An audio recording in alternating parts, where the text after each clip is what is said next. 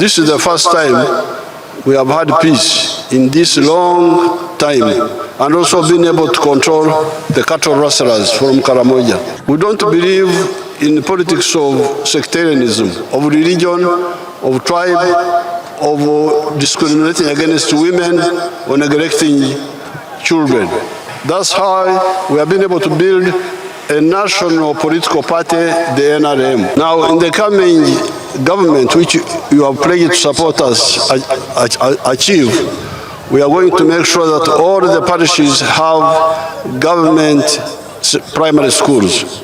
And then that all the sub-counties, the one which does not have a secondary school has a secondary school. Download the app on App Store or Google Play Store now. Vision Digital Experience, the future of media.